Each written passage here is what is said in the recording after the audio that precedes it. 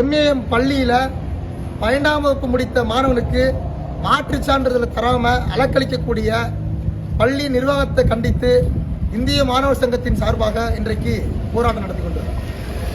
கிட்டத்தட்ட வறுமையின் காரணமாக 7ஆவதுல இருந்து இந்த மாணவனுக்கு இன்றைக்கு டிசி கேட்டுட்டு இருக்காங்க. அவருடைய பெற்றோர் 7ஆவதுல கேட்டாச்சு, 8ஆவதுலையும் கேட்டாச்சு, 9ஆவதுலையும் கேட்டாச்சு. இதுவரைக்கும் மாற்றுச் சான்றிதழ் தரல. நீங்க பணமே கட்ட வேணாம், இங்க உங்களை ஃப்ரீயாவே படிக்க வைக்கிறோம்னு சொல்லி இந்த எம்ஏஎம் பள்ளியினுடைய நிர்வாகம் சொல்லி அதன் அடிப்படையில் எப்படியோ 12ஆம் வகுப்பு முடிச்சுட்டாங்க. 7ஆவதுல இருந்து இன்னைக்கு வரைக்கும் மாற்றுச் சான்றிதழ் கேட்டு இது வரைக்கும் மாற்றுச் சான்றிதழ் தரல. 12ஆம் வகுப்பு முடிச்சாச்சு. 2025 +2 முடிச்சு வெளியில வராரு. +2 முடிச்சு வெளில வரும்போது நீட் எக்ஸாம் அப்ளை பண்றதுக்கு மார்க் ஷீட்டையும் டிசியையும் போய் நிர்வாகத்தில் கேட்க போனா, நீங்க 7ஆவதுல நீங்க பணம் கட்டல, மொத்தம் 58,000 ரூபாய் பணத்தை உடனடியாக கட்டுங்க, 58,000 கட்டினாதான் உங்களுக்கான மாற்றுச் சான்றிதழ் தருவோம்னு சொல்லி இந்த எம்ஏஎம் பள்ளியினுடைய முதல்வர் சொல்றாரு. கிட்டத்தட்ட இந்த ஒரு வருஷத்துல 25 முறைக்கு மேல இந்த பள்ளிக்கு இந்த பெற்றோரும் அந்த மாணவரும் வந்திருக்காங்க. இதுவரைக்கும் எந்த ஒரு நடவடிக்கை எடுக்கல. இந்த பள்ளி நிர்வாகம் செயல்பட்டு இருக்கு.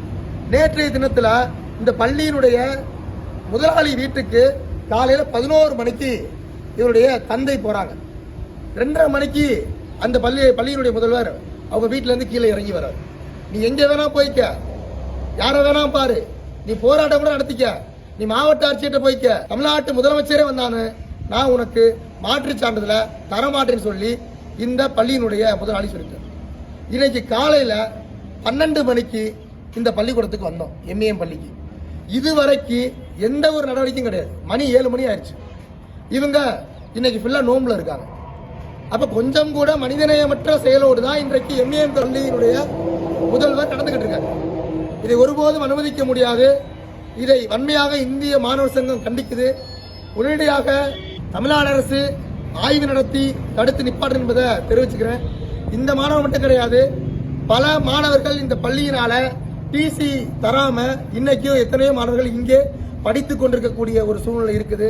உடனடியாக தமிழ்நாடு அரசு பள்ளிக்கல்வித்துறை ஆய்வு நடத்த வேண்டும். இந்த மாணவனுடைய எதிர்காலத்தை பாதுகாக்க வேண்டும். 2025 இன்னைக்கு வரைக்கும் இந்த மாணவன் வீட்டில் சும்மா இருந்துட்டு இருக்கார். அவருடைய கல்வி இன்னைக்கு பாதிக்கப்பட்டுச்சு.